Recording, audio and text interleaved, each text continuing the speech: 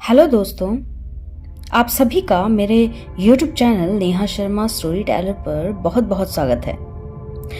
आज मैं आपको गौतम बुद्धा के जीवन से जुड़ी एक शिक्षादायी कहानी सुनाने वाली हूँ, जिसका शीर्षक है सही समय का इंतजार।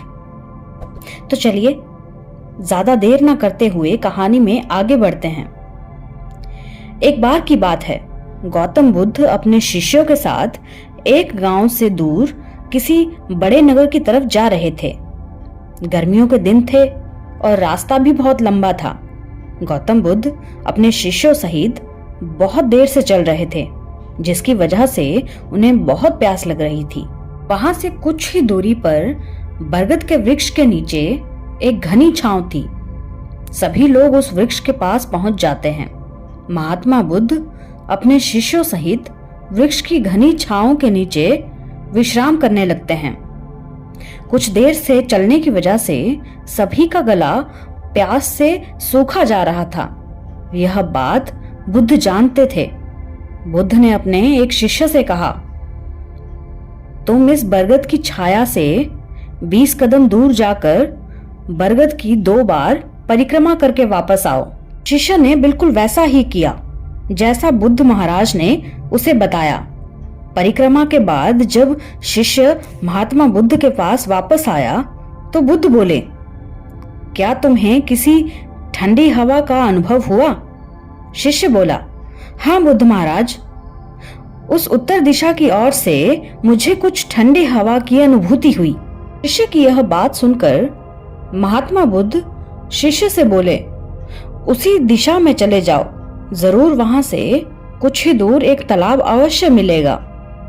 उस तालाब से सबके लिए पानी ले आओ। शिष्य उसी दिशा में जब कुछ दूर जाता है तो वहां सच में एक तालाब होता है।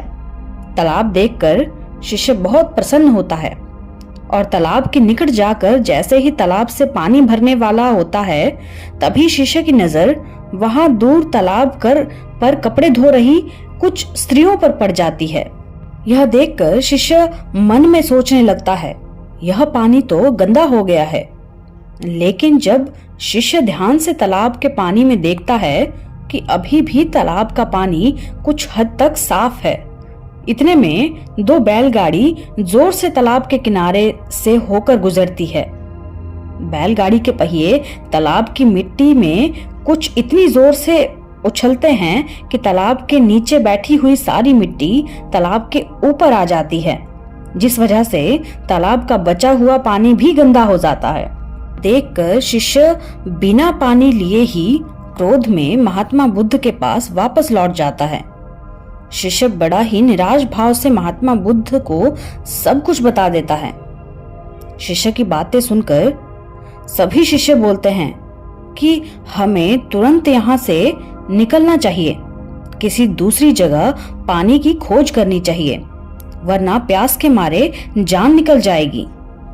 इधर महात्मा बुद्ध सभी को शांत होने के लिए कहते हैं और कहते हैं कि धीरज रखो, कुछ देर यहीं बैठो, उचित समय आने पर संयम बनाए रखो।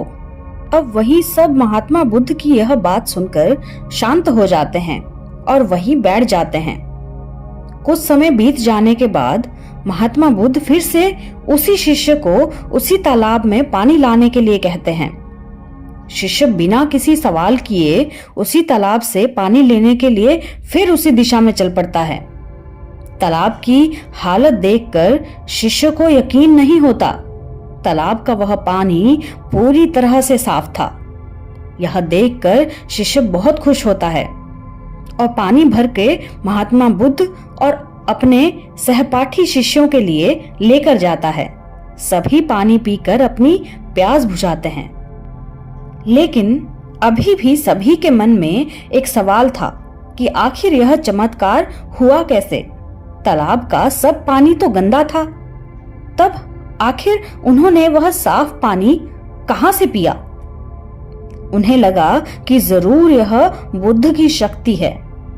इनमें से एक शिष्य ने यह सवाल महात्मा बुद्ध से पूछ ही लिया कि क्या महात्मा बुद्ध यह आपके चमत्कार से हुआ?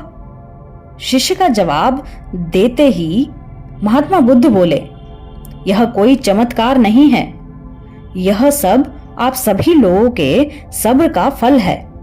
यह फल है आप सभी के सब्र बनाए रखने का, उचित समय का इंतजार करने का।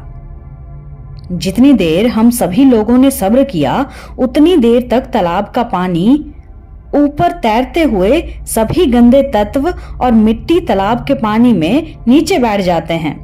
जब कुछ देर के बाद शिष्य उस तालाब के पास पहुंचता है तो वह उस दूषित तालाब में से गंदा पानी ना देखकर अच्छा पानी पाता है। यदि उस समय आप लोगों ने सब्र ना किया होता, धैर्य ना रखा होता, तो आप सब इतनी गर्मी में पानी की खोज में प्यासे रहकर शायद अब तक मृत्यु को प्राप्त कर चुके होते, क्योंकि यहां से अगला कोई तालाब नहीं है, और होगा भी तो क्या पता उसका पानी भी गंदा हो या हो ही ना उसमें पानी। इन सब कारणों से आप सभी प्यासे ही रह जाते और प्यास के मारे मर जाते। फिर इतना बोलने के बाद महात्मा बुद्ध शिष्यों को एक और सीख देते हुए कहते हैं, जैसी स्थिति हम लोगों के समक्ष आज आई है, वैसी ही स्थिति और मुश्किल दौर जिंदगी के हर मोड़ में आएंगे। तब उस समय भी आपको ऐसे ही संयम रखना होगा और अपने विवेक से काम लेते हुए आपको एक उचित फैसले के साथ सही नतीजे तक पहुंचना होगा। हर मुश्किल दौर में सब्र रखते हुए ऐसे ही शांत मन से कई फैसले लेने होंगे, जिनका आपके और दूसरों के जीवन पर भारी प्रभाव पड़ेगा। क्योंकि कई बार हमारे जीवन में ऐसी परिस्थितियां भी आती है जिनसे गुजरते टाइम हम लोग गुस्से में आकर अपना सब्र खो देते हैं और गुस्से और जल्दबाजी में गलत काम और गलत फैसले कर बैठते हैं। कई बार इसका परिणाम हमें अपने भविष्य और आज के टाइम में भी देखना पड़ता है, जिससे भारी नुकसान होता है। परिस्थितियां जीवन में ऐसी भी आती हैं जहां हमें सब्र बनाए रखते हुए उचित समय का इंतजार करना होता है, लेकिन लोग अक्सर इसी समय पर अपना सब्र खो देते हैं और उचित समय आने पर इंतजार नहीं करते, जिस वजह से उनको आगे चलकर दुख और मुश्किलों का सामना करना पड़ता है। हमारे द्वारा लिया गया आज का फैसला हमारे आने वाले कल की खुशी और दुख को निश्चित करता है। दोस्तों, आज की यह कहानी आपको कैसी लगी ये मुझे कमेंट बॉक्स में कमेंट करके जरूर बताइएगा। और अगर यह कहानी आपको पसंद आए तो बस प्लीज एक छोटा सा लाइक एंड शेयर कर दीजिएगा।